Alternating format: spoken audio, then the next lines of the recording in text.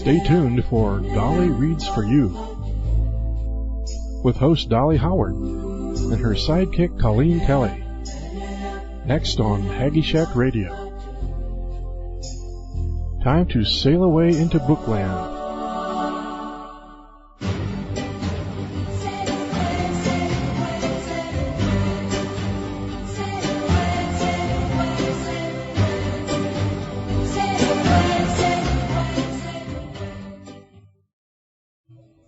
Everybody. Sorry, just give me a second here. Oh, things being ornery. Okay. Okay, good morning, good afternoon, good evening, everybody. This is another Tuesday. It is the last day of May 2016. May 31st, 2016. My kids left this morning for the other coast, whichever one I'm on, the other coast, so that they could sign papers on base and that they can check things out and talk to Sherry's new boss. It has been a whirlwind of activity and excitement, and the cats and the dogs don't get along, and so we've had to keep them separated. I just keep the girls in my room. I moved in their litter box or food or water, all this stuff. And Chance stays out here. And that poor dog has allergies. Now, I never knew a dog could have allergies like this. He sneezes and snots, and Sherry chases him around with a Kleenex. Oh my gosh. And the boys are busy playing their games on two of the TVs, and we've been trying to cook foods, and we've been to the store a gazillion times, and Shannon has been barbecuing. He's made hamburgers and then he made pulled pork all day. I think that was yesterday. And on the new grill that Annette got. And she was supposed to be learning the grill, but she got sick and had to stay in bed, so Shannon just went ahead and did it all himself. It's just been one thing after another. And today when they left, I crashed. I went into bed and laid down and I was out. But thank God I said to the angels before I laid down, please make sure I'm awake in time for the show, because we got to finish this book. Oh my gosh. So, welcome to Dolly Reads for You, to Haggy Shack Radio, to Wolf Spirit Radio, and they are listener-supported stations. So there's donate buttons on the pages of those stations. So please look for them and donate if you can. If you can't, don't feel bad. We love you anyway. Your love is not dictated by your donations. Your love is love, free will, free given, freely given. Oh yeah, the archives. We have archives that are free for the first week after the show has aired. And after that, Colleen puts them in the archives, and it's $5 a month to listen to the shitload of archives we have. We have years and years worth of archives, and you'll find something that interests you because we have such a variety of shows that have played over the years. And you can even hear Dave, so that I'm not the only one who hears him, I say that. I was trying to explain that to Shannon, Sherry's husband. He wasn't getting it quite so much. Because Annette was telling Sherry said to Annette, well, how do I have to take care of Mom when I get her? I felt like a kid sitting in the room listening in. And Annette was telling Shannon, well, she talks to everything. And I mean everything. And she wiggled her eyebrows up and down and kind of winked. And Sherry said, oh, are they real? And that's when I cut in. So of course they're real. But the things like the walls and the chairs and the cars, those aren't real spirits that I talk to, but I talk to them anyway because I think everything is living. I'm not nuts. I know what I'm doing. So, we tried to explain it to Shannon. And then when Annette brought Dave up and how he brings his chairs in, Shannon turned around real quick and looked in the back room. Where's his chairs? Because they got the mattress out here in the back room. You had to be here to see the expression on his face. Oh, so we tried to explain to him that he can't see his Dave's chairs or feel them, but I can. Oh gosh, okay, it's been fun. And I'm just so happy tired. I don't know how else to explain it. I hope everything goes well for him over on the other coast. Let's do our card from last week. I know mine. You want to think of it like 3 times so everybody can get in the card mood? Weren't you sending? Oh, was I? Uh-huh. Oh, geez, oh, Pete, Dolly, what'd you send? Hold on. I got 10 days. Oh, yeah, there's what I sent. I'm going to think of it. Hold on. And I'm going to picture it in my head, y'all.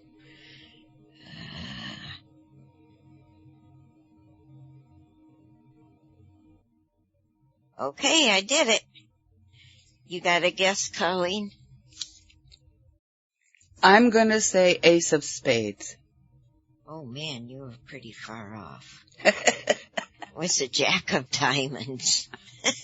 Maybe my sender is pretty off. Or my receiver is out to lunch. Maybe I need to reboot it. I wonder what the rest of them got. Jack of Diamonds is what I was sending, guys.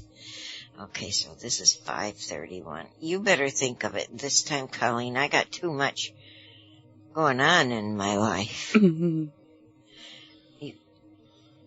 And we'll do that at break time. Okay.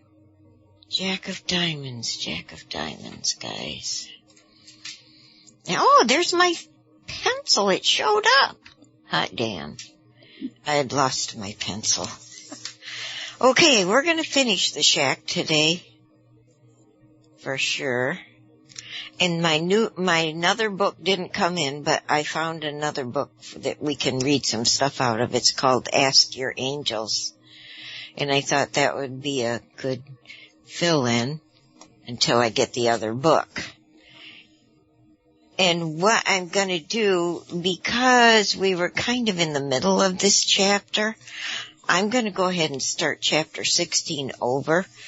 It's called A Morning of Sorrows. Oh my God. Come on, Dolly, get with it. Oh, hey, Colleen, I wanted to ask you, how did M's show go? I didn't get to listen to it.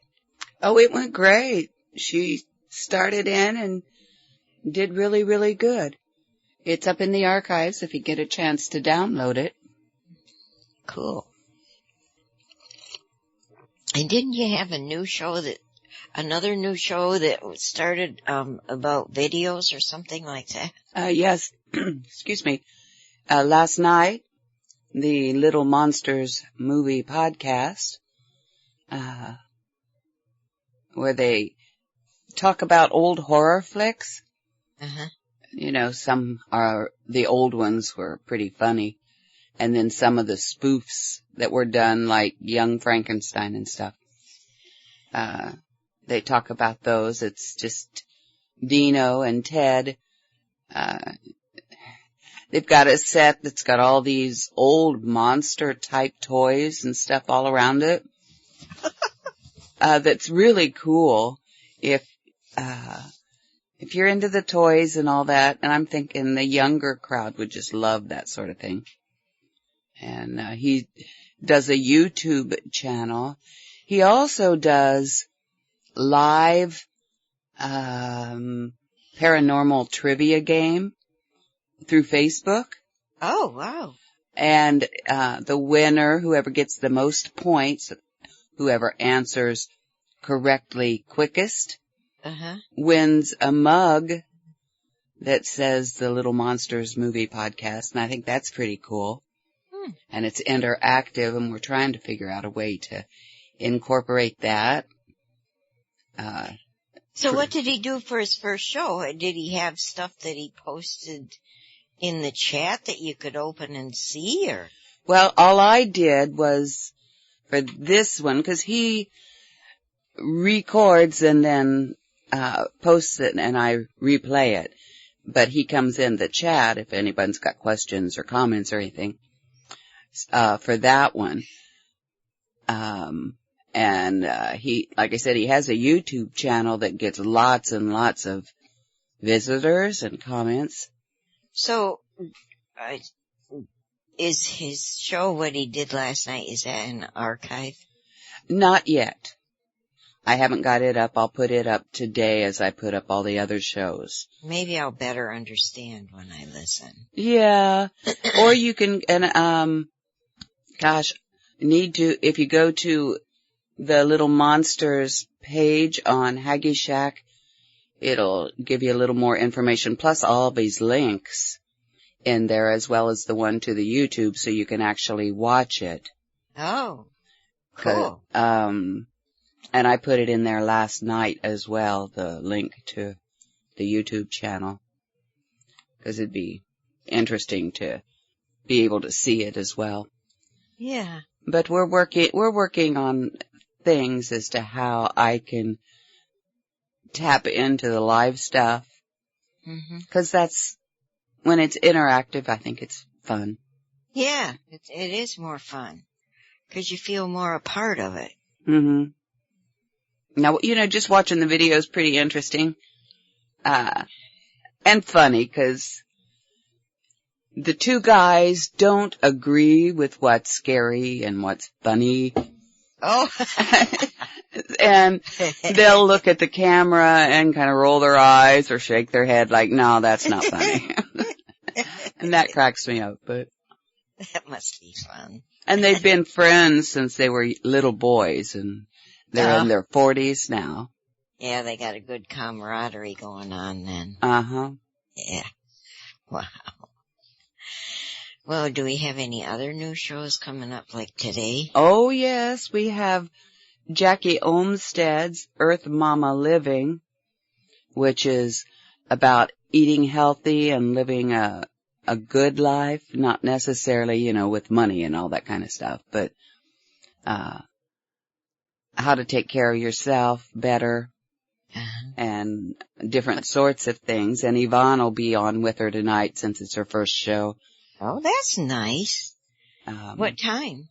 That will be on at 9 Eastern, 6 Pacific. Oh, okay. I know I'll be crashed in bed at that time. Oh, I know. Most of these news shows are later at night, around 9-ish. Oh, wow. And then Wednesday we have a show again with Dino, and Yvonne's going to be on this one with him, called Spooky Pants. Oh, that sounds funny. And it's a paranormal kind of show. Spooky Pants. Yeah, and it's SPOOK space E, like it's a name. Oh, yeah. Spooky Pants, yeah. And then Thursday, this week, we're gonna have one called Looking Out from Within with Yvonne and Justin Deschamps. And this is gonna be like the last Thursday of the month show. So it's just going to be on once a month. Person. Oh, she is. She's a little fireball, I'm telling you. She definitely is. When I first met her, I knew I was thinking, boy, this lady is hyper to the max. Yeah, it keeps me on my toes, I'm telling you. I bet. So, and then we're working on another one as well. And then things will kind of settle out for a bit. Oh, good. So that's what's in the works. And most of these, I've got them in the Haggy Shack site, and you can look under hosts or shows. There's a drop down for hosts with links that if you click on their name, it'll take you to their show page or their bio, either one. And it'll have a list of their shows, or it'll have the archive in them? It'll have a list of their shows. Now, I am working on an archive. Well, it's in the plans so that I've got an archive on there so that you can go listen right there. Fantastic. I'm so glad to hear that. Yes. So. And so in your spare time, do you have time to go potty? Well, I got a potty right now. Okay, I'll go on and read and you go potty. Okay. Thank you. You're welcome. Okay, everybody. We caught you up on the new stuffs and where you can find things. And don't anyone ever think Colleen has moss growing on her. She doesn't sit still long enough. Okay, we are reading The Shack, Where Tragedy Confronts Eternity by William Paul Young. And we are toward the end on chapter 16, A Morning of Sorrows. An infinite God can give all of himself to each of his children. He does not distribute himself that each may have a part, but to each one he gives all of himself as fully as if there were no others. And that was said by A.W. Tozer. I think it's Tozer, T-O-Z-E-R. I've missed y'all. I really have. Even though I was busy, I have really missed y'all. Okay. It seemed that he had only just entered a deep sleep of dreamless rest when Mac felt a hand shaking him awake. Mac, wake up. It's time for us to go. The voice was familiar, but deeper, as if he had just woken from sleep himself. Huh? He groaned. What time is it? He mumbled as he tried to figure out where he was and what he was doing. It's time to go, returned the whisper. Although he didn't think that answered what he had been asking, he climbed out of the bed, grumbling and fumbling until he found the lamp switch and snapped it on. It was blinding after the pitch dark, and it took another moment before he could pry one eye open and squint up at his early morning visitor. The man standing next to him looked a bit like Papa, dignified, older, wiry, and taller than Mac. He had silver white hair pulled back into a ponytail, matched by a gray splashed mustache and goatee. Plaid shirt with sleeves rolled up, jeans and hiking boots completed the outfit of someone ready to hit the trail. Papa? Mac asked. Yes, son. Mac shook his head. You're still messing with me, aren't you? Always, he said with a warm smile, and then answered Mac's next question before it was asked. This morning, you're going to need a father. Come on now, and let's get going. I have everything you need on the chair and table at the end of your bed. I'll meet you out in the kitchen where you can grab a bite to eat before we head out. Mac nodded. He didn't bother to ask where they might be heading out to. If Papa had wanted him to know, he would have told him. He quickly dressed in perfectly fitting clothes, similar to what Papa was wearing, and donned a pair of hiking boots. After a quick stop in the bathroom to freshen up, he walked into the kitchen. Jesus and Papa stood by the counter, looking a lot more rested than Mac felt. He was about to speak when Sarayu entered through the back door with a large rolled-up pack. It looked like an elongated sleeping bag, bound tightly with a strap hooked to each end so it could be easily carried. She handed it to Mac, and he could immediately smell a wonderful mixture of scents arising from the bundle. It was a blend of aromatic herbs and flowers that he thought he recognized. He could smell cinnamon and mint along with salts and fruits.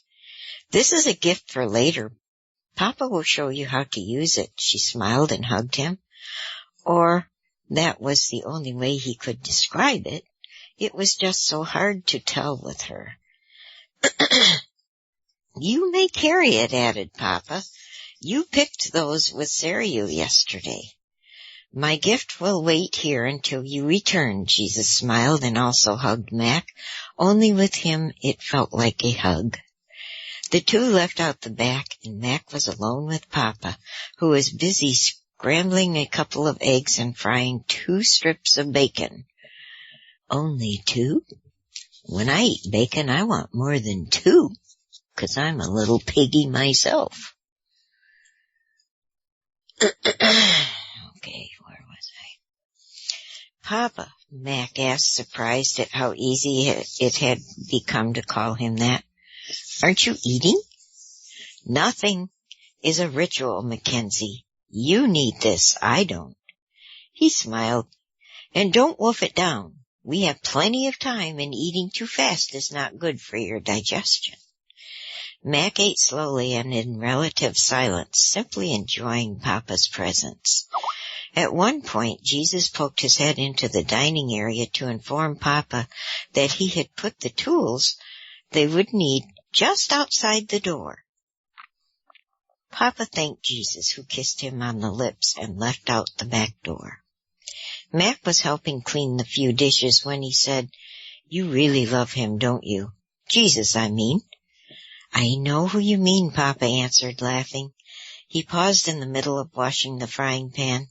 "With all of my heart. I suppose there is something very special about an only begotten son."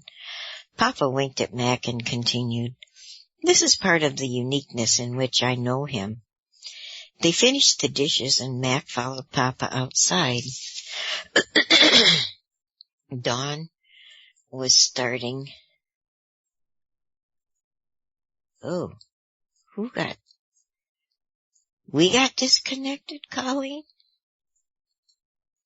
I don't think so.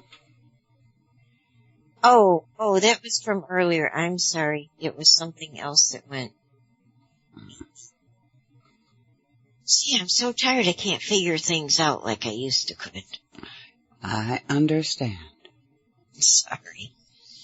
Okay, so they were doing dishes. Let's see. This is part of the uniqueness in which I know him. They finished the dishes, and Mac followed Papa outside. Dawn was starting to break over the mountain peaks, the colors of early morning sunrise beginning to identify themselves against the ashy gray of the escaping night. Mac lifted Sarayu's gift and slung it over his shoulder. Papa handed him a small pick that was standing next to the door and lifted... Pick? Yeah, that's what it said. And he lifted a pack onto his own back. He grabbed a shovel with one hand and a walking stick in the other, and without a word headed past the garden and orchard in the general direction of the right side of the lake. I wonder why they didn't walk over the lake like he did with Jesus. Oh, well, I can't. There's no live person I can ask that question to. Dave's here. What? What, Dave? Hi, how are you? Yes, I've been busy. Well, you can put your chair closer to me. That mattress is not going to be in your way. He's just giving me shit. Oh, you got your comfy chair. He's got his comfy chair, y'all, so it's not business. And he's laughing that he has spoiled me because I got used to being able to ask hosts questions on the shows. And he says, but the author isn't here, so I can't ask the author questions. And he says hi to everybody. Hi, Dave. He's winking at you and smiling. He wants to pat your butt, but he says you don't have a butt to pat. That's right. You really don't have a butt to pat? I don't have much. No, there's not much up there. And what is there is now kind of down on my thighs, so. He says, you're just fine, Colleen. I know. I love it when he drops in. Okay, so he's comfy now. He says we're a little close for him to put the legs up in his chair, but he'll make do. He'll put him in my lap. All right. I love you too. Let me read this book, okay? By the time they reached the trailhead, there was enough light to navigate easily. Here Papa stopped and pointed his walking stick at a tree just off the path. Mac could barely make out that someone had marked the tree with a small red arc. It meant nothing to Mac, and Papa offered no explanation. Instead, he turned and started down the path, keeping an easy pace. Saria's gift was relatively light for its size, and Mac used the handle end of the pick as a walking stick. The path took them across one of the creeks and deeper into the forest. Mac was grateful that his boots were waterproof when a misstep caused him to slip off a rock into ankle-deep water. He could hear Papa humming a tune as he walked, but he didn't recognize it. As they hiked, Mac thought about the multitude of things he had experienced during the previous 2 days. The conversations with each of the three, alone and then together, the time with Sophia, the devotion he had been part of, looking at the night sky with Jesus, the walk across the lake, and then last night's celebration topped it off, including the reconciliation with his father. So much healing with so little spoken. It was hard to take it all in. Yeah, it seems like that all the stuff we've been through with Mac, it seems like it would have been longer than 2 days. Sure does. I thought he'd been there like a week. Yeah, what it feels like. Absolutely. Okay, where was I? Oh, yeah. As he mulled it all over and considered what he had learned, Mac realized how many more questions he still had. Perhaps he would get a chance to ask some of them, but he sensed that now was not the time. He only knew that he would never be the same and wondered what these changes would mean for Nan and him and the kids, especially Kate. But there was something that he still wanted to ask, and the issue kept gnawing at him as they walked. Finally, he broke the silence. Papa? Yes, son. Sophia helped me understand a great deal about Missy yesterday, and it really helped talking to Papa. Talking to you. Mac felt confused, but Papa stopped and smiled as if he understood. So Mac continued. Is it strange that I need to talk to you about it too? You are more of a father, if that makes any sense. I understand, Mackenzie. We are coming full circle. Forgiving your dad yesterday was a significant part of your being able to know me as father today. You don't need to explain any further. Somehow Mac knew they were nearing the end of a long journey, and Papa was working to help him take the last few steps. There was no way to create freedom without a cost, as you know. Papa looked down, scars visible and indelibly written. Hold on just a minute. I was afraid I missed a page, okay. Papa looked down, scars visible and indelibly written into his wrists. I knew that my creation would rebel, would choose independence and death, and I knew that it would cost me to open a path of reconciliation. Your independence has unleashed what seems to you a world of chaos, random and frightening. Could I have prevented what happened to Missy? The answer is yes. Mac looked up at Papa, his eyes asking a question that didn't need voicing. Papa continued, first, by not creating at all. These questions would be moot. Or second, I could have chosen to actively interfere in her circumstance. The first was never a consideration, and the latter was not an option for purposes that you cannot possibly understand now. At this point, all I have to offer you as an answer are my love and goodness and my relationship with you. I did not purpose Missy's death, but that doesn't mean I can't use it for good. Mac shook his head sadly. You're right. I don't grasp it very well. I think I see a glimpse for a second, and then all the longing and loss I feel seems to rise up and tell me that what I thought I saw just couldn't be true. But I do trust you. And suddenly it was like a new thought, surprising and wonderful. Papa, I do trust you. Papa beamed back at him. I know, son, I know. Oh, my God, that reminds me of my hospital angel. God knew you'd say that. With that, he turned and started back up the trail, and Mac followed, his heart a little lighter and more settled. They soon began a relatively easy climb, and the pace slowed. Occasionally, Papa would pause and tap a boulder or a large tree along the path, each time indicating the presence of the little red ark. Before Mac could ask the obvious question, Papa would turn and continue down the trail. In time, the trees began to thin out, and Mac caught glimpses of shale fields where landslides had taken out sections of the forest some time before the trail had been built. They stopped once for a quick break, and Mac drank some of the cool water Papa had packed in canteens. Sure. I'm sorry, I gotta get a drink.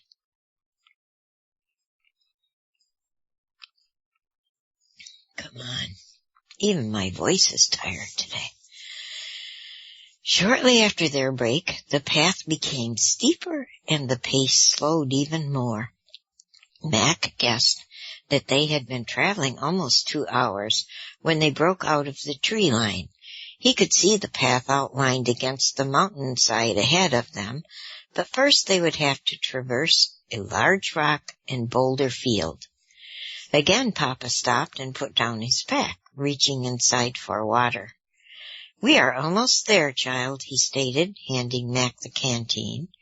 We are? Mac inquired, looking again at the lonely and desolate rock field that lay ahead of them. Yes, it was all Papa offered, and Mac wasn't sure he wanted to ask where exactly they almost were. Papa chose a small boulder near the path, and placing his pack and shovel next to it, sat down. He appeared troubled. I want to show you something that is going to be very painful to you. Oh no, guys. I apologize ahead of time if I'm going to start bawling. Dave says I have his shoulder for it. Okay. Mac's stomach started to churn as he put his pack down and swung Cyria's gift across his lap as he sat down. The aromas heightened by the morning sun filled his senses with beauty and brought a measure of peace. What is it? To help you see it, I want to take away one more thing that darkens your heart. Mac knew immediately what it was, and turning his gaze away from Papa, started boring a hole with his eyes into the ground between his feet. Papa spoke gently and reassuringly. Son, this is not about shaming you. I don't do humiliation or guilt or condemnation. They don't produce one speck of wholeness or righteousness, and that is why they were nailed into Jesus on the cross. Mac waited, allowing the thought to penetrate and wash away some of his sense of shame before continuing. Today we are on a healing trail to bring closure to this part of your journey, not just for you, but for others as well. Oh, I might have to leave here for a second. There's the mailman's coming to the door. Colleen, can you take over a second? I sure can. Okay. All righty. He just wants to see Dolly again, I'm sure. I hope that y'all are enjoying this book. Dolly, of course, is very emotional when she reads, and I've got to admit that sometimes I get tears in my eyes, and I'm sure some of you do too. I know Vanessa does. It's a very touching story. It sounds like she's back. Sort of. I'm hearing her in the background. Okay. So, gosh, guys, I don't know what to talk about other than, the stuff we've got coming up and the changes that Haggy Shack's going through, including the site. So, we're working on it. Oh, I didn't mute. Oh, jeez, I'm sorry. That's okay, no problem. It was a big box of... Waited a little bit. So I'm huffing and puffing. Well, he didn't bring it in for you? Are you kidding? I'm lucky that he rang the doorbell and said hello to me. Oh, that's not the same one that used to... Yes, it is, but, no, he never comes in the house. He stops at ringing the doorbell and handing it to me. Oh. The other people sneak up, and I mean they sneak. You should see them. Oh my God, she might talk to me. Yeah, and they put it on the porch and they sneak away until they're to the driveway, and then they run to their truck. Crying out loud. Maybe that snake fell on them too.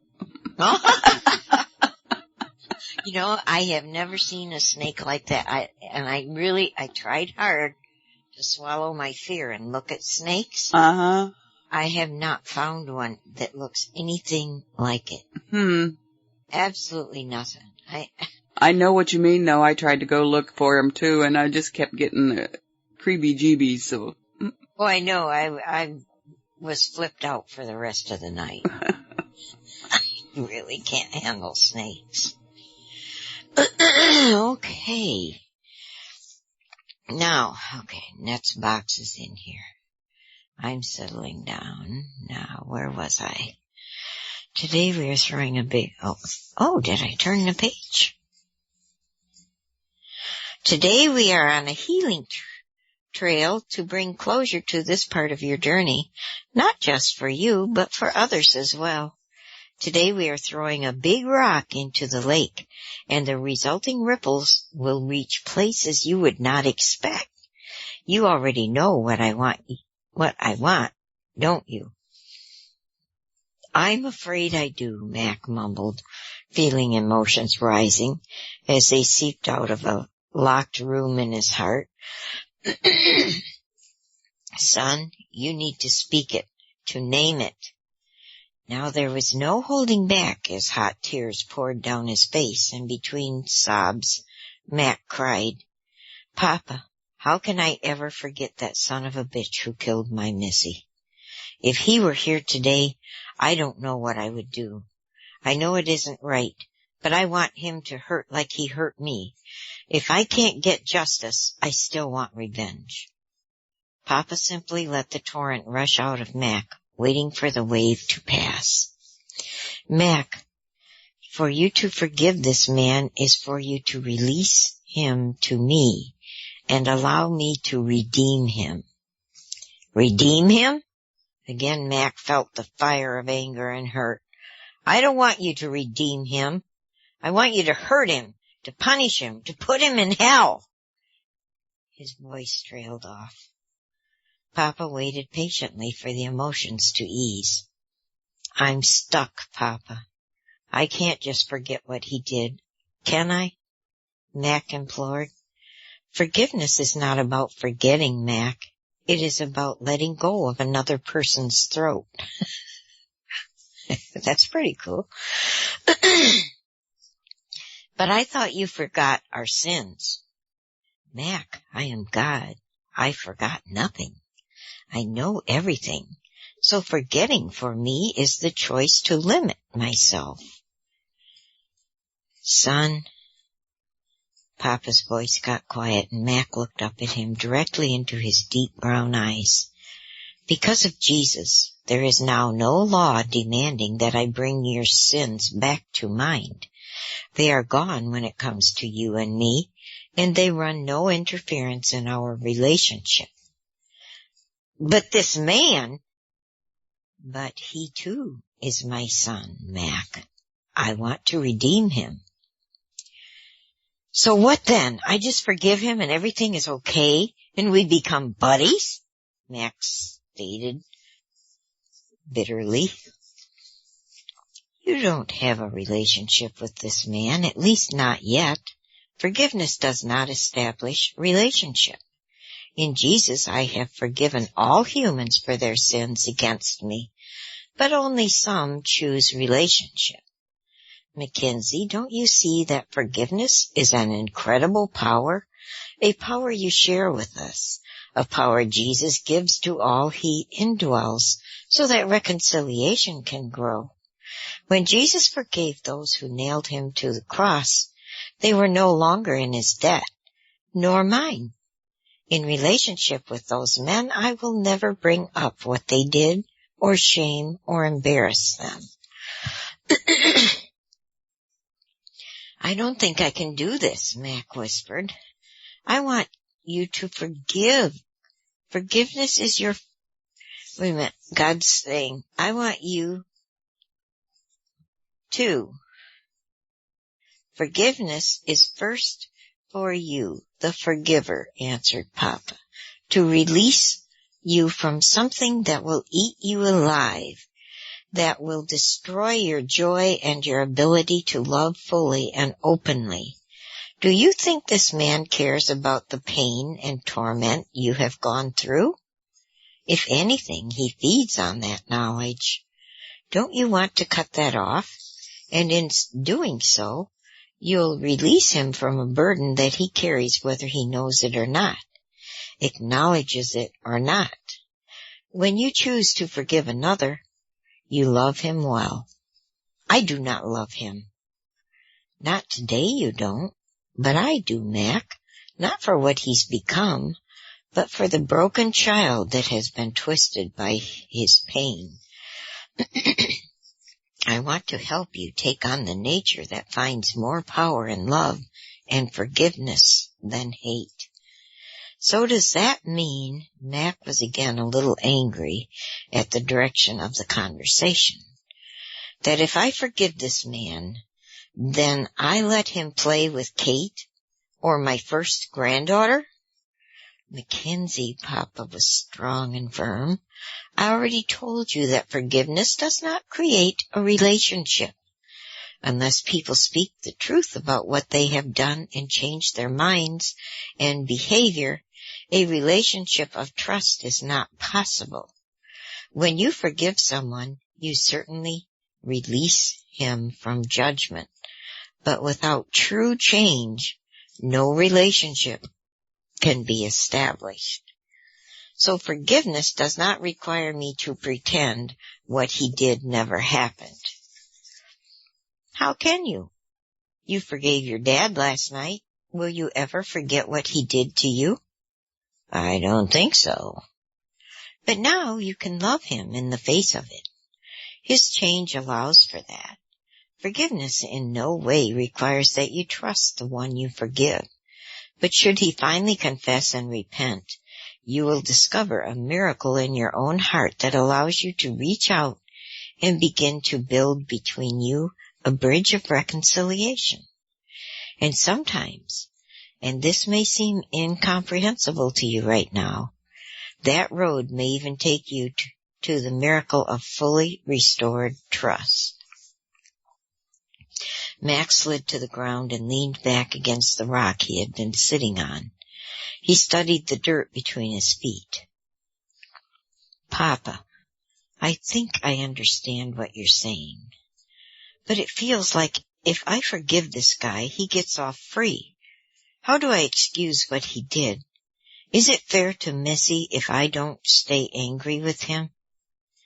Mackenzie, forgiveness does not excuse anything. Believe me, the last thing this man is free. And you have no duty to justice in this. I will handle that. As for Missy, she has already forgiven him. She has? Mac didn't even look up. How could she?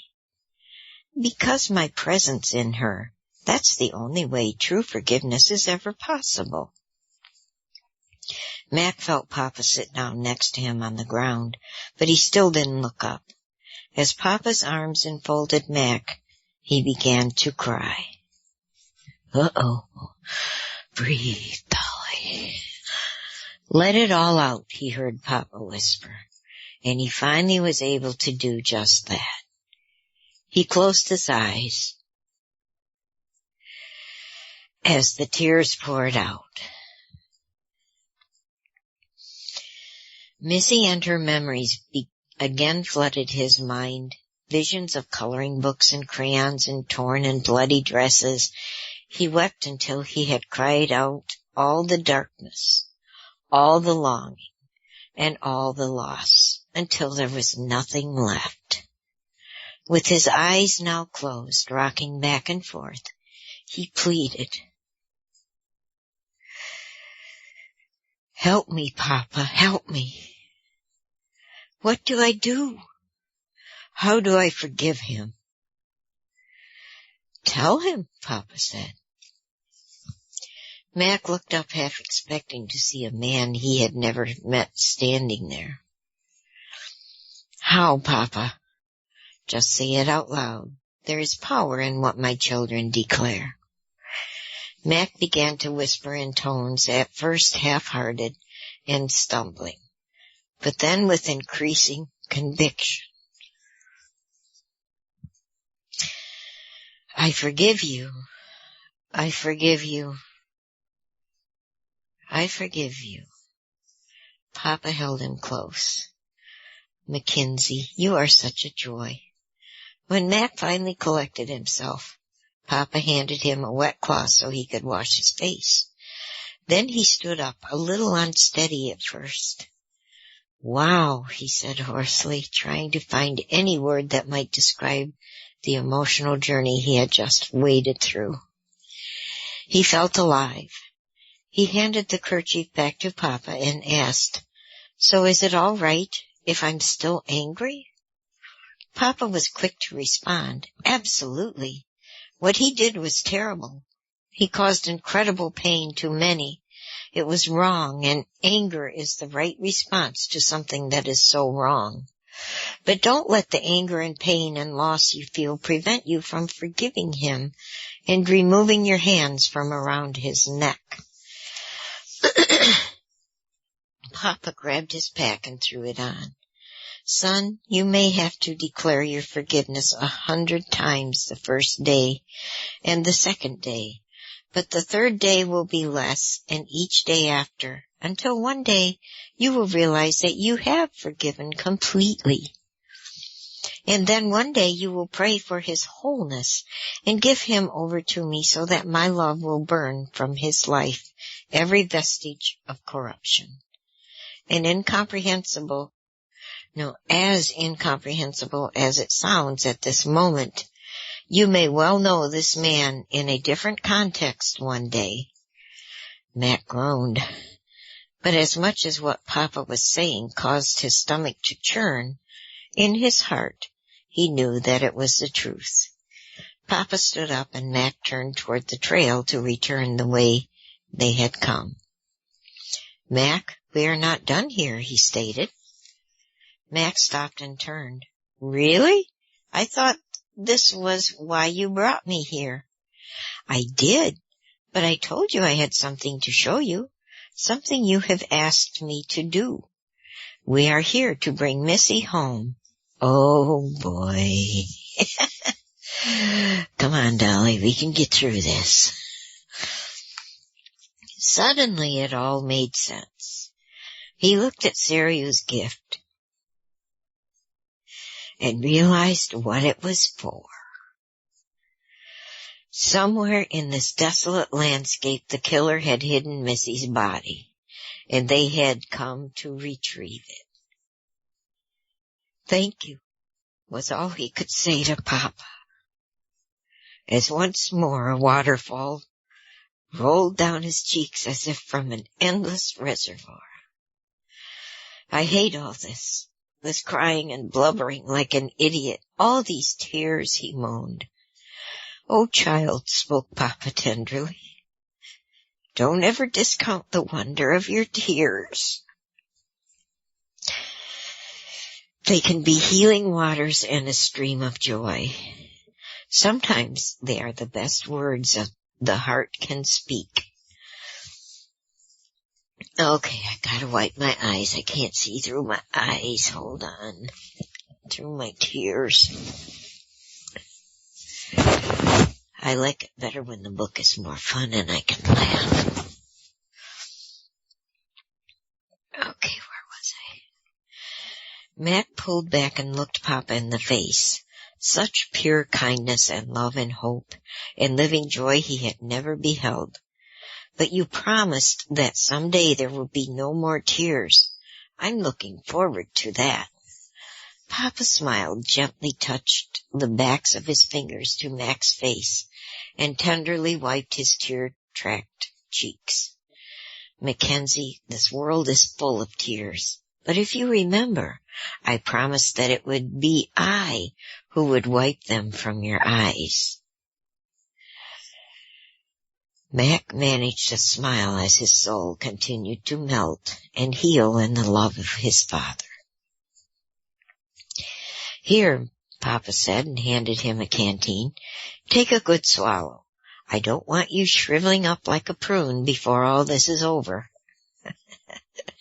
Mac couldn't help but laugh, which seemed so out of place. But then on second thought he knew it was perfect. It was a laugh of hope and restored joy, of the process of closure. Papa led the way. Before leaving the main path and following a trail into the strewn mass of boulders, Papa paused and with his walking stick tapped a large boulder. He looked back at Mac and gestured to him that he should look more closely. There it was again, the same red arc. And now Mac realized the trail they were following had been marked by the man who had taken his daughter. As they walked, Papa now explained to Mac that no bodies had ever been found because this man would scout out places to hide them, sometimes months before he would kidnap the girls. And we need to take a break. It's the top of the hour, and I need to blow my nose and wipe my face. All righty. This is going to be Andreas Vollenweider, Will-o'-the-Wisp. We'll be back in about 4 minutes. Thanks, Colleen. Yep. See y'all on the other side.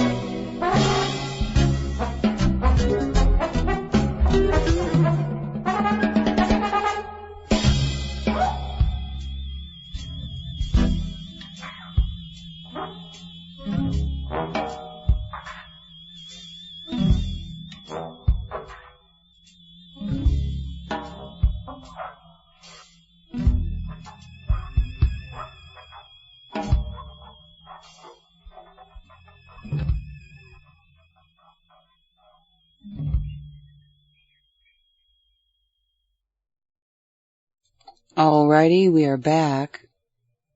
Oh, hey. I was talking to you, but you didn't... I didn't what? Huh? You were talking to me, but I didn't... hear me, because I had it muted. Oh, what were you saying? I don't remember now. That was, 2 seconds ago? I understand. My memory is too tired to even think about being tired at this point, remembering things. Okay, so I just got back. Hold on, I need a drink. Okay, here we go. I'll try to get through this without more tears, but you guys know me. Halfway through the boulder field, Papa left the path and entered a maze of rocks and mountain walls, but not before once again pointing out the now familiar marking on a nearby rock face. Mac could see that unless people knew what they were looking for, the marks would easily go unnoticed.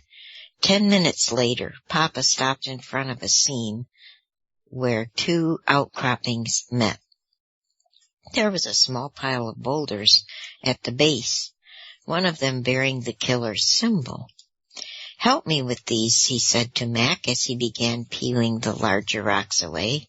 "All this hides a cave entrance." Once the covering rocks were removed, they picked and shoveled away at the hardened dirt and gravel that blocked the entrance. Suddenly, the remaining debris gave way, and an opening into a small cave was visible. It was probably once the den of some hibernating animal. The stale odor of decay poured out, and Mac gagged. Papa reached into the end of the roll Sarayu had given Mac and pulled out a bandana-sized piece of linen from the end of it. He tied it around Mac's mouth and nose, and immediately its sweet smell cut through the stench of the cave. There was only enough space for them to crawl. Taking a powerful flashlight from his own pack, Papa wriggled into the cave first, with Mac right behind, still carrying Sarayu's gift. It took them only a few minutes to find their bittersweet treasure. On a small rock outcropping, Mac saw the body of what he assumed was his Missy. Face up, her body covered by a dirty and decaying sheet. He knew that like an old glove without a hand to animate it, the real Missy wasn't there. Papa unwrapped what Sarayu had sent with them,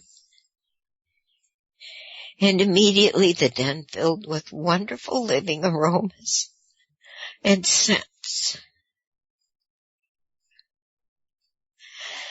Even though the sheet under Missy's body was fragile, it held enough for Mac to lift her and place her in the midst of all the flowers and spices.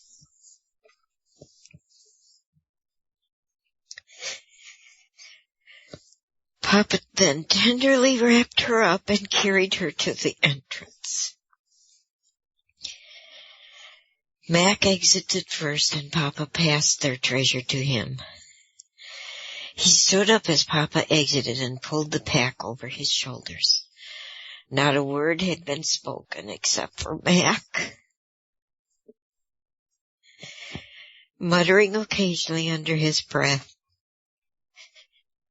"I forgive you. I forgive you."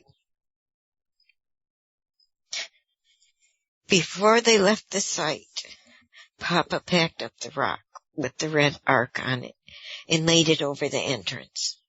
Mac noticed but didn't pay much attention, busy as he was with his own thoughts and tenderly holding the body of his daughter close to his heart. Okay, hold on, I gotta cry. Oh my gosh, oh my goodness. I can't imagine the pain pain that would be to Mac. How awful to lose a child like that. Okay, come on, Dolly. Come on, angels, help me, please. Help me get control of myself. Ah, thank you.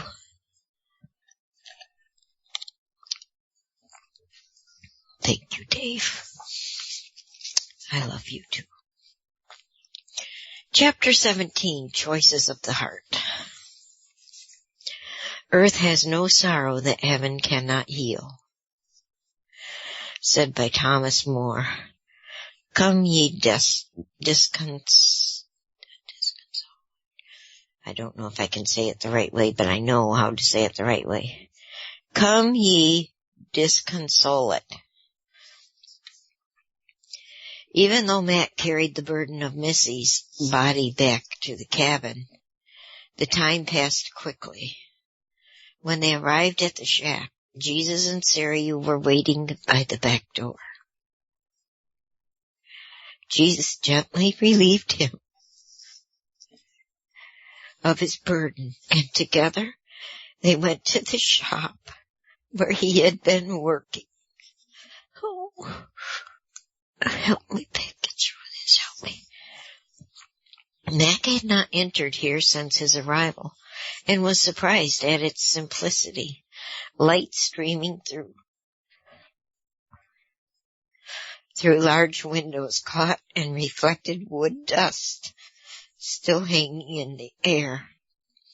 The walls and workbenches, covered with all manner of tools, were organized to easily facilitate the shop's activities.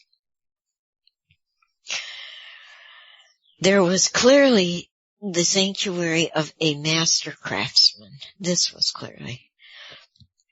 Directly before them stood his work, a masterpiece of art in which to lay the remains of Missy.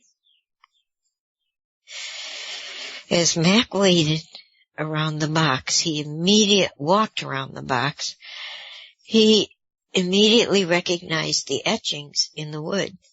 On closer examination, he discovered that details of Missy's life were carved into the wood. He found an engraving of Missy with her cat Judas. There was another of Max sitting in a chair reading Dr. Seuss to her. All the family was visible in scenes worked into the sides and top. Dan and Missy making cookies. The trip to Wallowa Lake with the tram ascending the mountain, and even Missy coloring at the camp table, along with an accurate representation of the ladybug pin the killer had left behind.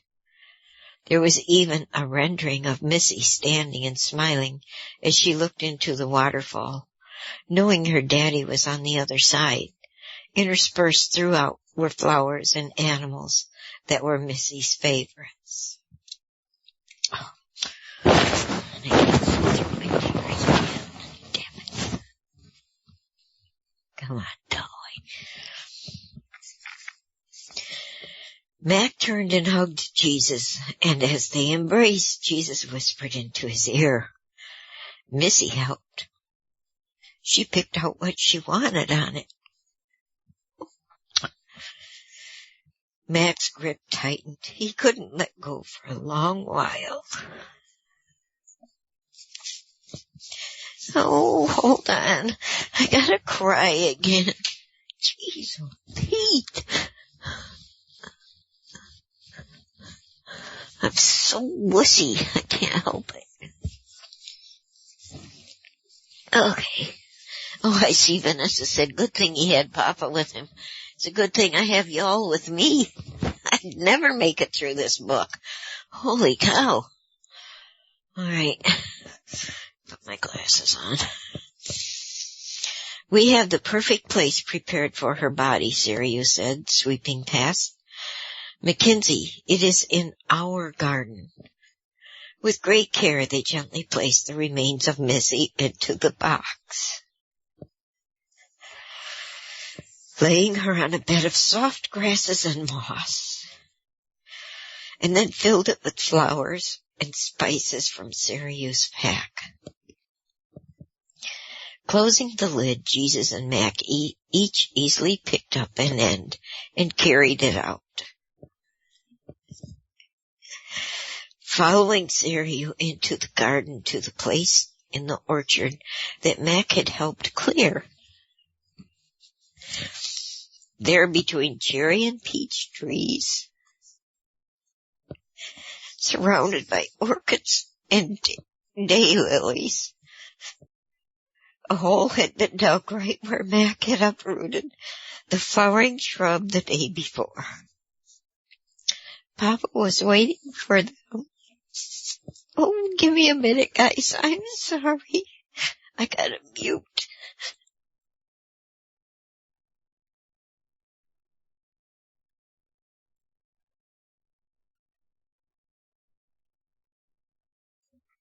All right. Papa was waiting for them. Once the crafted box was gently placed into the ground, Papa gave Mac a huge hug, which he returned in kind. Sirius stepped forward. I, she said with a flourish and bow, am honored to sing Missy's song, which she wrote just for this occasion. I keep thinking I got control and then I lose it completely again. Okay. And she began to sing with a voice like an autumn wind, a sound of turning leaves and forests slowly slumbering, the tones of oncoming night and a promise of new days dawning. It was the haunting tune that he had heard her and Papa humming before, and Mac now listened to his daughter's words. Oh, boy. Breathe in me deep, that I might breathe and live, and hold me close, that I might sleep, soft, held by all you give.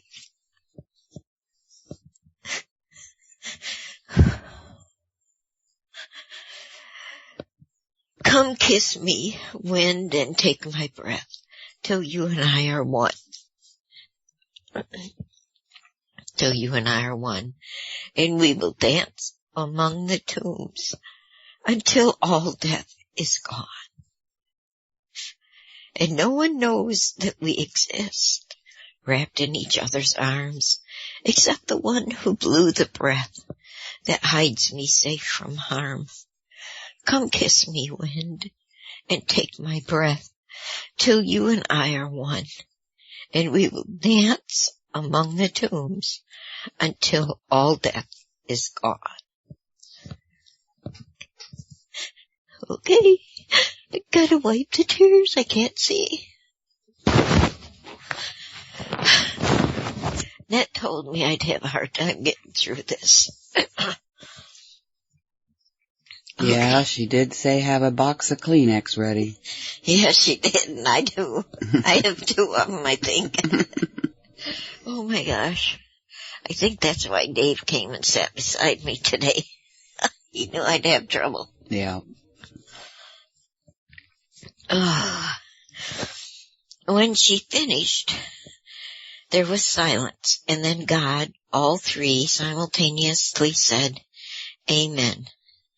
Mac echoed the amen, picked up one of the shovels, and with help from Jesus began filling in the hole, covering the box in which Missy's body rested. Oh my God, okay. When the task was complete, Sirius reached within her clothing and withdrew her small, fragile bottle. From it, she poured out a few drops of the precious collection into her hand and began to carefully scatter Mac's tears. Oh, onto the rich black soil under which Missy's body slept. The droplets fell like diamonds and rubies. And wherever they landed, flowers instantly burst upward and bloomed in the brilliant sunlight. Sarayu then paused for a moment, looking intently at one pearl resting in her hand, a special tear, and then dropped it into the center of the plot. Immediately, a small tree broke through the earth and began unbending itself from the spot. Young and luxurious and stunning, growing and maturing until it burst into blossom and bloom. Sarayu then, in her whispery breeze-blown way, turned and smiled at Mac, who had been watching transfixed. "It is a tree of life, Mac, growing in the garden of your heart." Papa came up next to him and put his arm over his shoulder. "Missy is incredible. You know that. Truly, she loves you." "I miss her terribly. It still hurts so much," Mac said. "I know, Mackenzie. I know." Okay, now I have to put you on mute. I gotta blow my nose.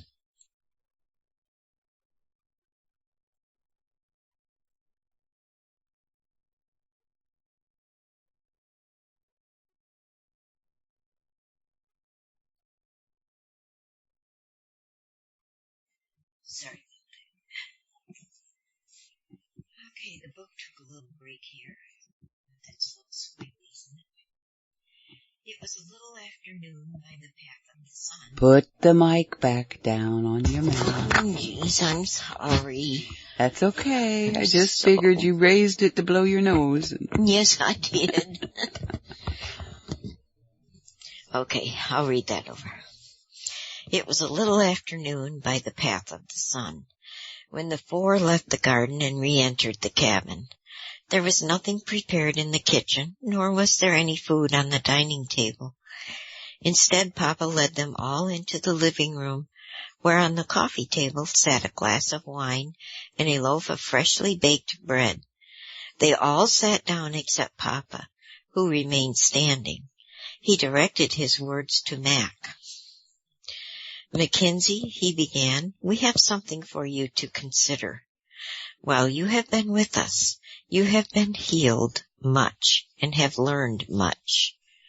"I think that's an understatement," Mac chuckled. Papa smiled. "We are especially fond of you, you know. But here is the choice for you to make. You can remain with us and continue to grow and learn, or you can return to your other home, to Nan and to your children and friends. Either way, we promise to always be with you, although this way is a little more overt and obvious." Mac sat back and thought about it. "What about Missy?" he asked. "Well, if you choose to stay," Papa continued, "you will see her this afternoon. She will come to you. But if you choose to leave this place, then you will be also choosing to leave Missy behind." "This is not an easy choice," Mac said with a sigh. There was silence in the room for several minutes as Papa allowed Mac the space to struggle with his own thoughts and desires. Finally, Mac asked, "What would Missy want?" "Although she would love to be with you today, she lives where there is no impatience. She does not mind waiting." "I'd love to be with her," Mac smiled at the thought. "But this would be so hard on Nan and my other children. Let me ask you something. Is what I do back home important? Does it matter?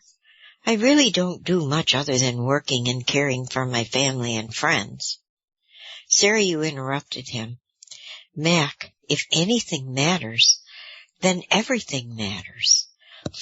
Because you are important, everything you do is important. Every time you forgive, the universe changes. Every time you reach out and touch a heart or a life, the world changes. With every kindness and service, seen or unseen, my purposes are accomplished, and nothing will ever be the same again."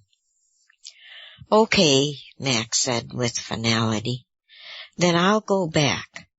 I don't think anyone will ever believe my story, but if I go back, I know I can make some difference, no matter how little that difference might be. There are a few things I want to do anyway." He paused and looked from one to the next, then grinned. "You know," they all laughed, "and I really do believe that you will never leave me or abandon me, so I am not afraid to go back. Well, maybe a little." "That," said Papa, "is a very good choice." He beamed at him, sitting down next to him. Now Sarah, you stood in front of Mac and spoke. "Mackenzie, now that you are going back, I have one more gift for you to take." "What is it?" Mac asked, curious about anything that Sarah might give him. "It is for Kate," she said. "Kate?" exclaimed Mac, realizing that he still carried her as a burden in his heart. "Please tell me." "Kate believes that she is to blame for Missy's death." Mac was stunned. What Sarah had told him was so obvious. It made perfect sense that Kate would blame herself. She had raised the paddle that started the sequence of events that led to Missy's being taken. He couldn't believe the thought had never even crossed his mind. In one moment, Sarah's words opened a new vista into Kate's struggle. "Thank you so much," he told her, his heart full of gratitude. Now he had to go back for sure, even if only for Kate. She nodded and smiled and sort of sat down. Finally, Jesus stood and reached up to one of the shelves to bring down Mac's little tin box. "Mac, I thought you might want this." Mac took it from Jesus and held it in his hands a moment.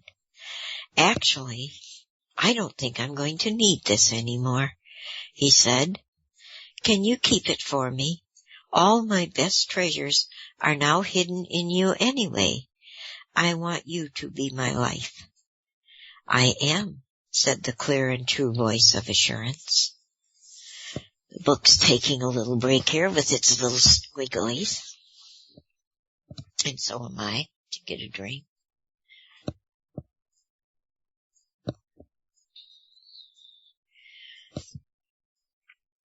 Okay.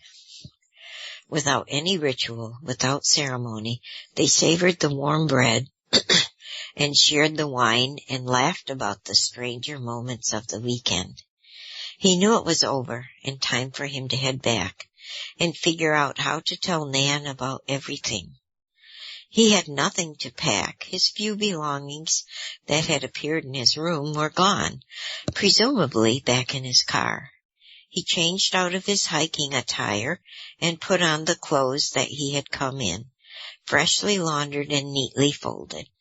As he finished dressing, he grabbed his coat off the wall hook, then took one last around his room before heading out.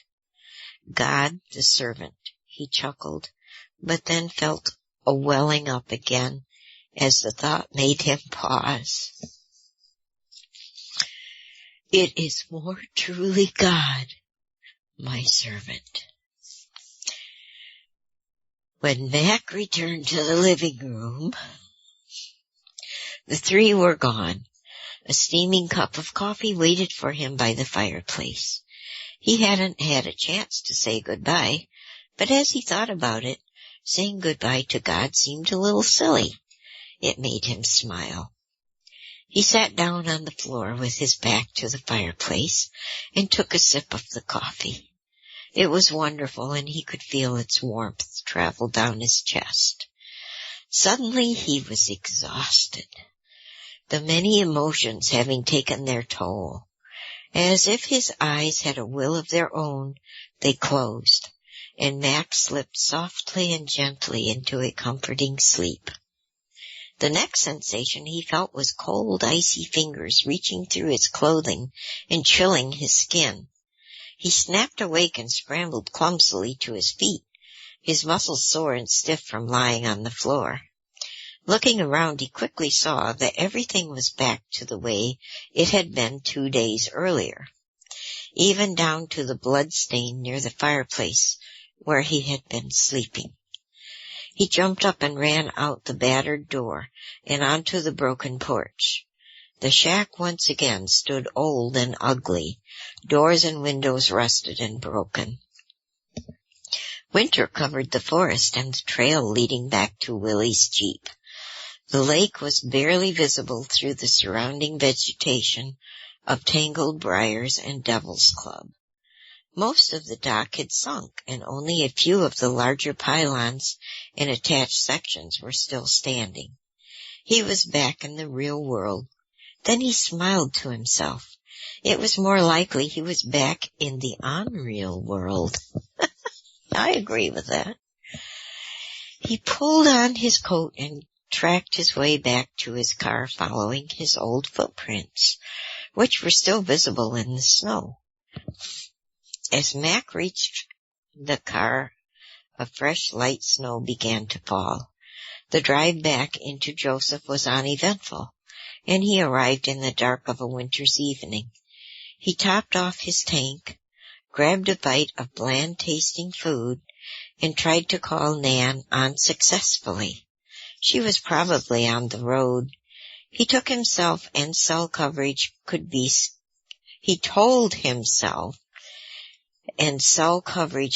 sketchy at best. Mac resolved to drive by the police station and see if Tommy was in, but after a slow loop revealed no activity inside, he decided against going in.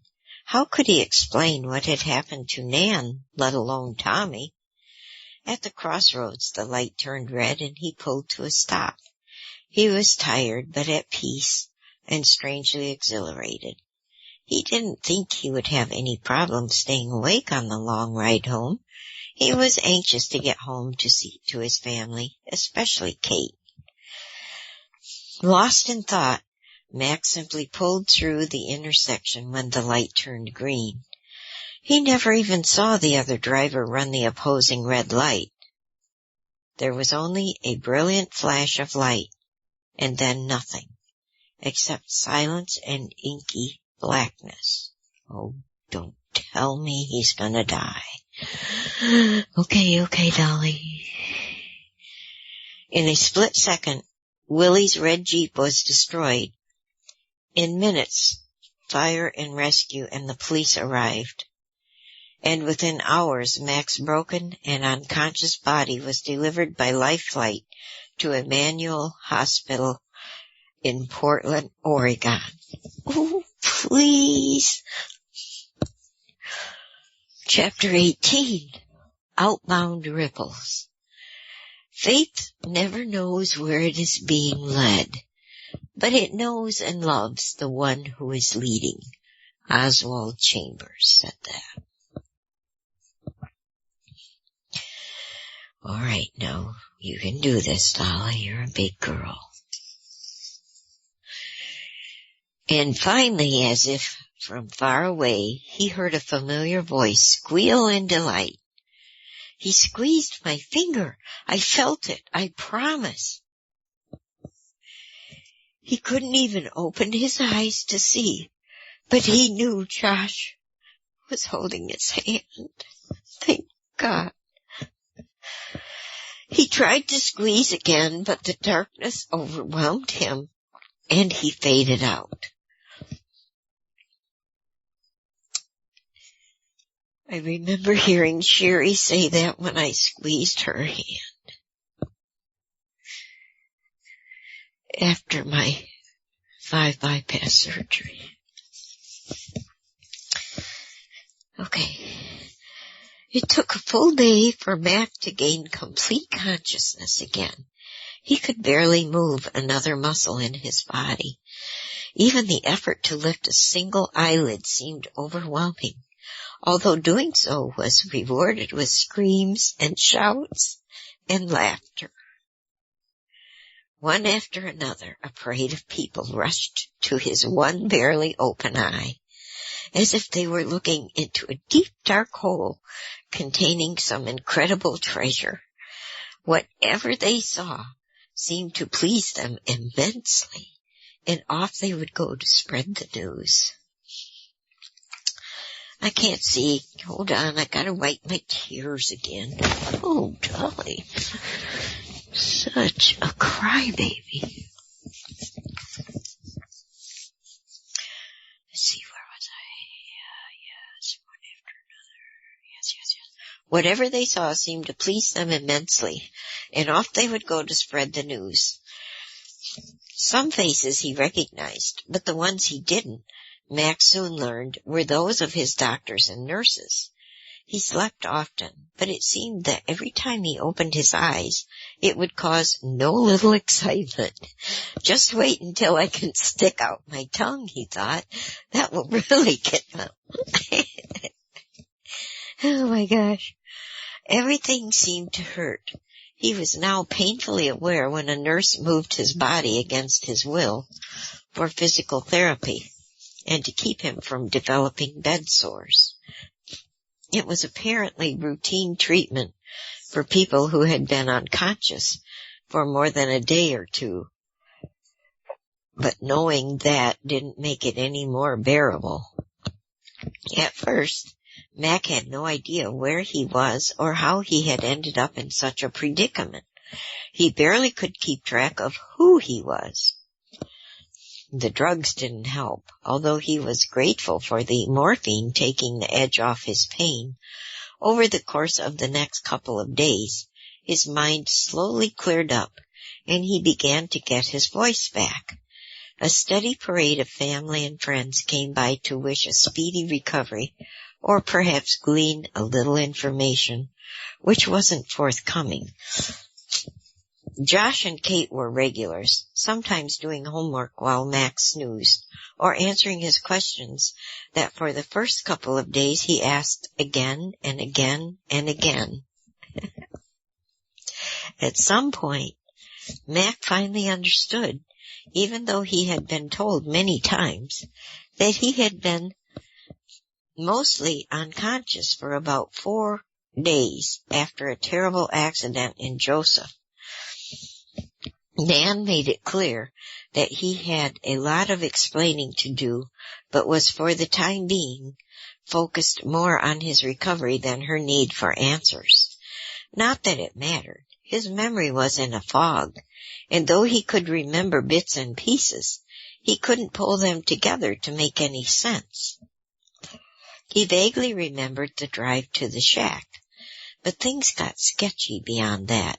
In his dreams, the images of Papa, Jesus, Missy, playing by the lake, Sophia in the cave, and the light and the color of the festival in the meadow came back to him like shards from a broken mirror.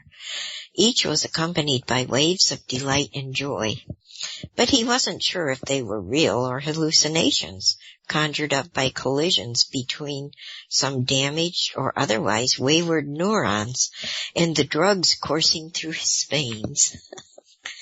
On the third afternoon, after he had regained consciousness, he awoke to find Willie staring down at him, looking rather grumpy. "You idiot," Willie guffawed. "Nice to see you too, Willie," Mac yawned. "Where'd you learn to drive, anyway?" Willie ranted. "Oh, yeah, I remember. Farm boy, not used to intersections. Mac, from what I heard, you should have been able to smell that other guy's breath a mile away." Mac lay there watching his friend ramble on, trying to listen and comprehend every word, which he didn't. "And now," Willie continued, "Nan's mad as a hornet and won't talk to me. She blames me for loaning you my Jeep and letting you go back to the shack." "So why did I go to the shack?" Mac asked, struggling to collect his thoughts. "Everything is fuzzy." Willie groaned in desperation. "You have to tell her I tried to talk you out of it." You did? Mac asked. Don't do this to me, Mac. I tried to tell you. Mac smiled and he listened to Willie rant. If he had a few other memories, he did remember this man cared about him.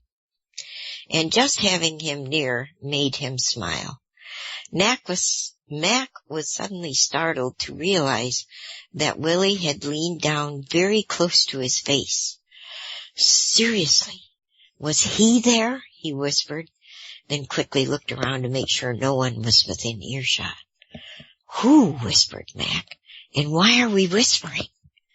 You know, God, Willie insisted. Was he at the shack? Mac was amused. Willie, he whispered, it's not a secret. God is everywhere. So I was at the shack. I know that, you pea-brain, he stormed. Don't you remember anything? You mean you don't even remember the note? You know, the one you got from Papa that was in your mailbox when you slipped on the ice and banged yourself up? That's when the penny dropped, and the disjointed story began to crystallize in Mac's mind. Everything suddenly made sense as his mind began connecting the dots and filling in the details. The note, the Jeep, the gun, the trip to the shack, and every facet of that glorious weekend. The images and memories began to flood back so powerfully that he felt as if they might pick him up and sweep him off his bed and out of this world. And as he remembered, he began to cry until tears were rolling down his cheeks. Let's not do the tear thing again.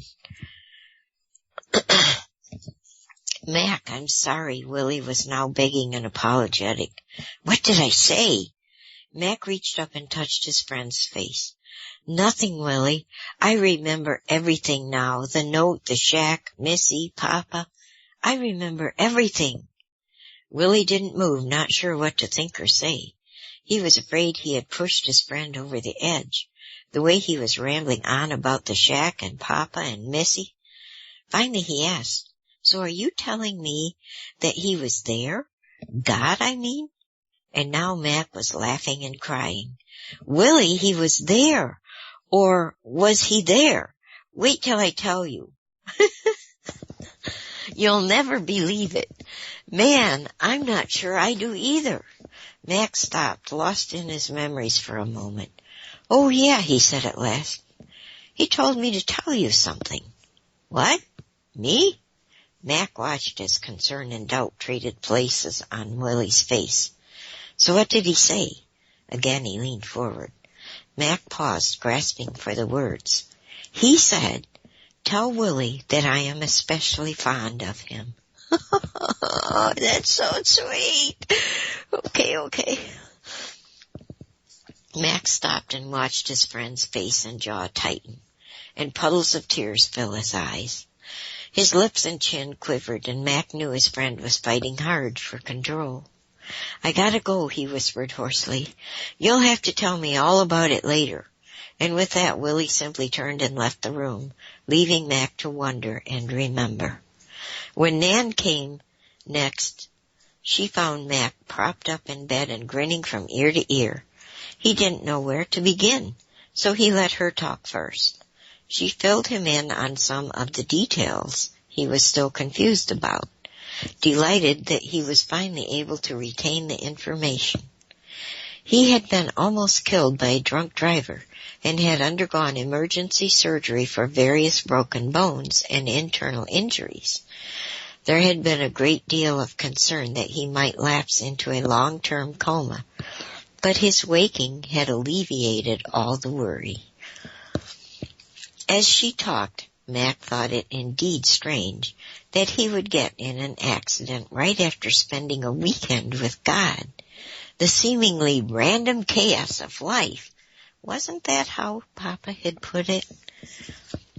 Then he heard Nan say the accident had happened on Friday night. Don't you mean Sunday? He asked. Sunday? Don't you think I'd know what night it was? It was Friday night when they flew you in here. Her words confused him, and for a moment he wondered if the events at the shack had been a dream after all. Perhaps it was one of those Seriou time warp displacement thingies, he assured himself. When Nan finished recounting her side of the events, Mac began telling her all that had happened to him. But first, he asked for her forgiveness, confessing how and why he had lied to her. This surprised Nan, and she credited his new transparency to the trauma and morphine. The full story of his weekend, or day, as Nan kept reminding him, unfolded slowly, spread over a number of different tellings. Sometimes the drugs would get the better of him, and he would slip off to dreamless sleep, occasionally mid-sentence. Initially, Nan focused on being patient and attentive, trying as best she could to suspend judgment, but not seriously considering that his ravings were anything but remnants of neurological damage. But the vividness and depth of his memories touched her and slowly undermined her resolve to stay objective. There was life in what he was telling her, and she quickly understood that whatever happened had greatly impacted and changed her husband. Her skepticism eroded to the point where she agreed to find a way for her and Mac to have some time alone with Kate. Mac would not tell her why, and that made her nervous, but she was willing to trust him in the matter. Josh was sent on an errand, leaving just the three of them. Mac reached out his hand and Kate took it. Kate, he began, his voice still a little weak and raspy, I want you to know that I love you with all my heart. I love you too, Daddy. Seeing him like this had evidently softened her a little. He smiled and then grew serious again, still holding on to her hand. I want to talk to you about Missy. Kate jerked back as if stung by a yellow jacket, her face turning dark. Instinctively, she tried to pull her hand away, but Mac held tight, which took a considerable portion of his strength. She glanced around. Nan came up and put her arm around her. Kate was trembling. Why? She demanded in a whisper. Katie, it isn't your fault. Now she hesitated, almost as if she had been caught with a secret. Why? What's not my fault? Again it took effort to get the words out, but she clearly heard that we lost Missy. Tears rolled down his cheeks as he struggled with those simple words. Again she recoiled, turning away from him. Honey, no one blames you for what happened. Her silence lasted only a few seconds longer before the dam burst. But if I hadn't been careless in the canoe, you wouldn't have had to. Her voice filled with self-loathing. Mac interrupted with a hand on her arm. That's what I'm trying to tell you, honey. It wasn't your fault. Kate sobbed as her father's words penetrated her war-ravaged heart. But I've always thought it was my fault, and I thought that you and Mom blamed me, and I didn't mean. None of us meant for this to happen, Kate. It just happened, and we'll learn to live through it, but we'll learn together, okay? Kate had no idea how to respond. Overwhelmed and sobbing, she broke free from her father's hand and rushed out of the room. Nan, with tears trailing down her cheeks, gave Mac a helpless but encouraging look and quickly left in pursuit of her daughter. The next time Mac awoke, Kate was lying asleep next to him on the bed, snuggled up and safe. Evidently, Nan had been able to help Kate work through some of her pain. When Nan noticed that his eyes had opened, she quietly approached so as not to wake their daughter and kissed him. I believe you, she whispered, and he nodded and smiled, surprised by how important that was to hear. It was probably the drugs that were making him so emotional, he thought. Well, then what the hell's making me so emotional? Jeez. The book's taking a break with its little squigglies. I have to wipe the tears from my eyes so I can see. Hold on. Me too. Holy cow, I'm glad I'm not the only one crying. I thought maybe I was just being the big blubberhead. No, I think we're all crying. Aw, thanks for crying with me. Mac improved rapidly over the next few weeks. Barely a month after he was discharged from the hospital, he and Nan called Joseph's newly appointed deputy sheriff, Tommy Dalton, to talk to him about the possibility of a hike back into the area beyond the shack. Since everything at the shack had reverted back to its original desolation, Mac had begun to wonder if Missy's body might still be in the cave. It could be tricky explaining to law enforcement how he knew where his daughter's body was hidden, but Mac was confident that one friend would give him the benefit of the doubt, regardless of what happened. Tommy was indeed gracious.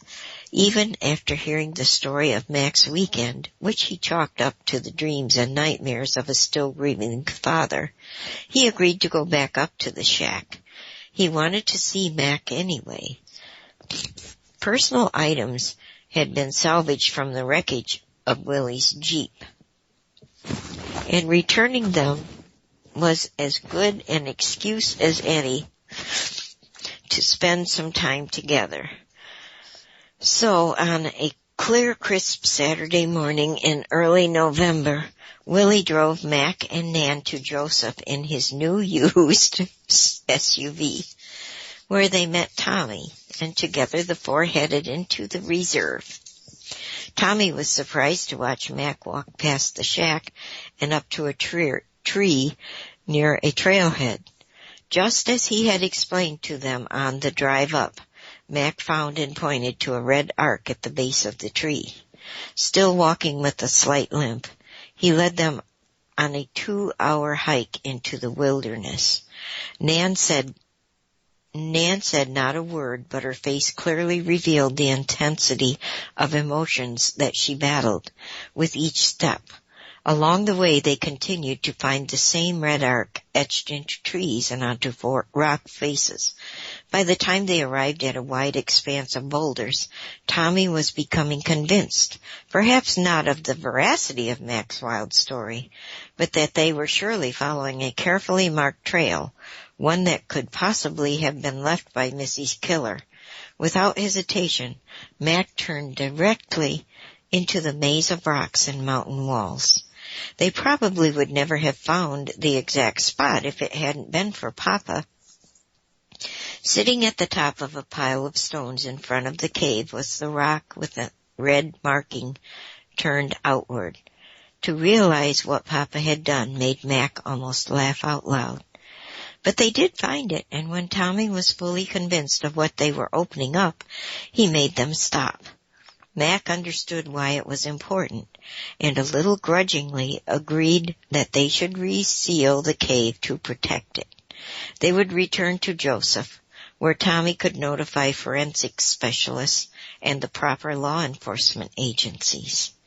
On the trip down, Tommy again listened to Mac's story, this time with a new openness.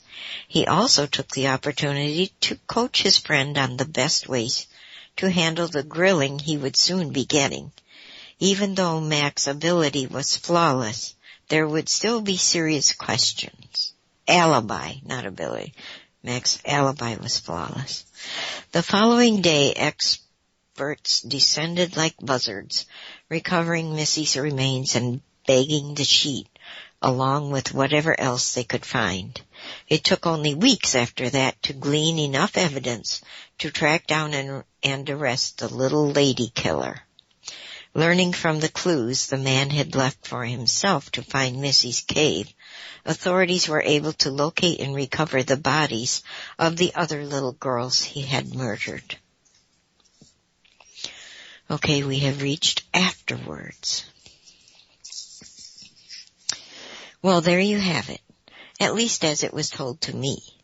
I am sure there will be some who wonder whether everything really happened as Mac recalls it, or if the accident and morphine made him just a little bit loopy. As for Mac, He continues to live his normal, productive life and remains adamant that every word of the story is true. Remember, this is Willie, because Willie was telling us the story. All the changes in his life, he tells me, are enough evidence for him. The great sadness is gone, and he experiences most days with a profound sense of joy. So the question I am faced with as I pen these words is, how do I end a tale like this? Perhaps I can do that best by telling you a little about how it has affected me. As I stated in the foreword, Mac's story changed me.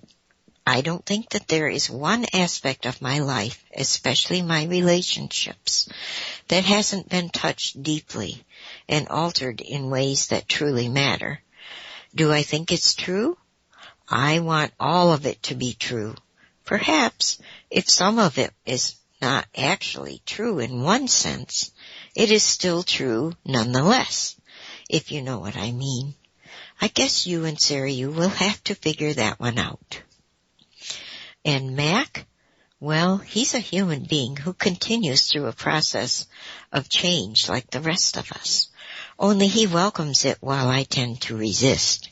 I have noticed that he loves larger than most, is quick to forgive, and even quicker to ask for forgiveness. The transformations in him have caused quite a ripple through his community of relationships, and not all of them easy.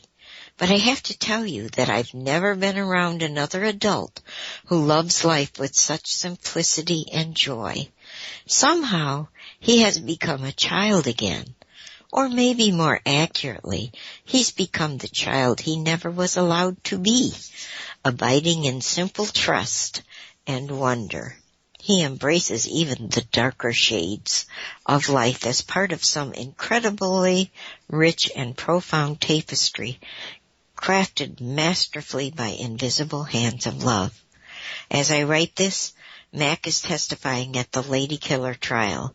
He had hoped to visit with the accused, but has not yet been granted permission. But he's determined to see him even if it happens long after the verdict is rendered. If you ever get a chance to hang out with Mac, you will soon learn that he's hoping for a new revolution, one of love and kindness. A revolution that revolves around Jesus and what he did for us all and what he continues to do in anyone who has a hunger for reconciliation and a place to call home. This is not a revolution that will overthrow anything, or if it does, it will do so in ways we could never contrive in advance. Instead, it will be the quiet daily powers of dying and serving and loving and laughing, of simple tenderness and unseen kindness. Because if anything matters, then everything matters. And one day, when all is revealed, every one of us will bow our knees and confess in the power of Sariu that Jesus is the Lord of all creation, to the glory of Papa. Oh, one last note. I'm convinced that Mac and Nan still go up there sometimes, to the shack, just to be alone. It wouldn't surprise me if he walks out to that old dock, takes off his shoes and socks, and, puts his feet on the water just to see if, And it's signed by Willie. Here's a saying by Elizabeth Barrett Browning. Earth crammed with heaven, and every common bush afire with God. But only he who sees takes off his shoes. The rest sit around it and pluck blackberries. And here's acknowledgments. I'll read acknowledgments the next time, because we have run out of time. But we're done with the story, and by God, I made it through. And you all encouraged me and helped me to make it through, so I thank you deeply. Oops, hold on. Okay. I've got some noise going on. I'm not sure why. Okay. Do you want to do the cards here real quickly? Or? Oh, yeah, let's do that quickly. And I thought maybe we'd just do suit. Suit? Okay. This time. So it'll be red, black, red or black, red heart, red diamond, or a black club, or a black spade. Right. Okay, are you thinking it right now? I am. 'Cause I'm getting something, but I won't say it till next week. I won't cheat y'all. Colleen. Okay. Alrighty. Got it. No. Next week we'll start a new book, and I'll tell you about it next week. It's a surprise. Yeah. Are you going to put it up in the forum? Well, I told them about it last week, but... Oh. Are you going to put it in the forum? We ran out of time. What's on next, Colleen? Up next is a replay of the Groovy Bean Show with Yvonne, Jim Nichols, and Og, and Eve Lorgan. I can't remember Og's last name at the moment. And then following that will be a replay of Emily Norcross's Up Crossers Creek.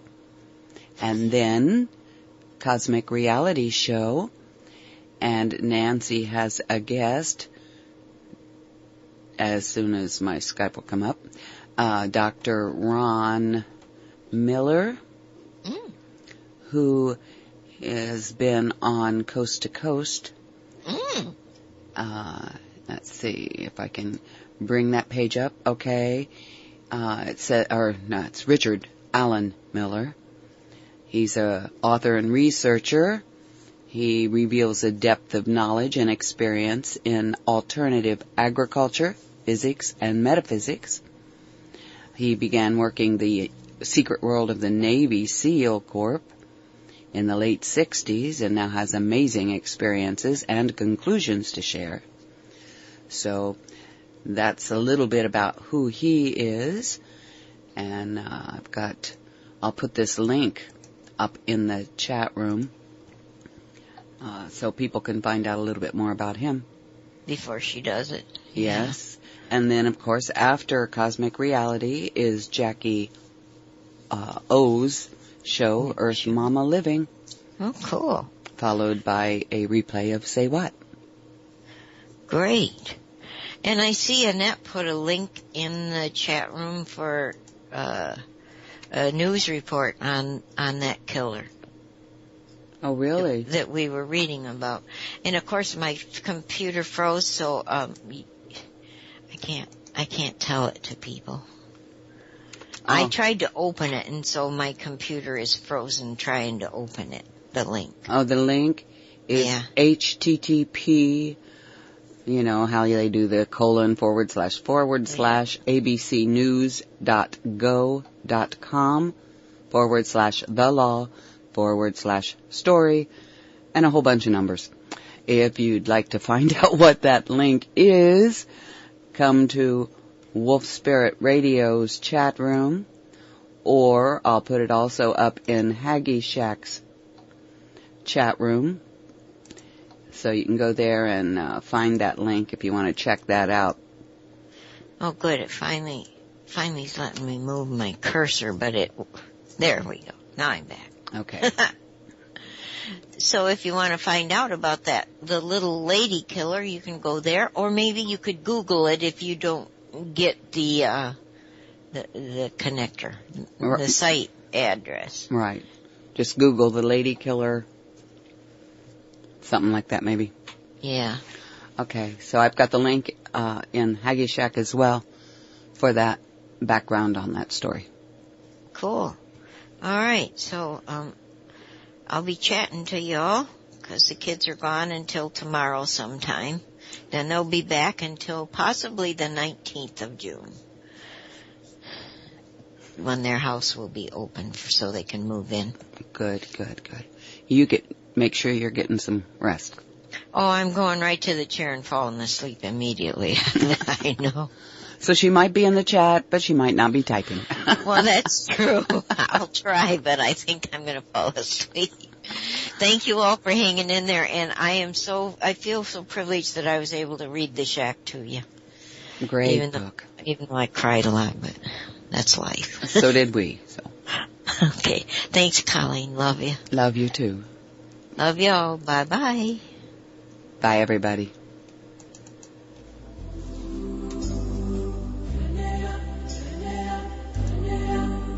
You just heard Dolly Reads for You with Dolly Howard, produced by Colleen Kelly on Haggy Shack Radio at haggyshack.com.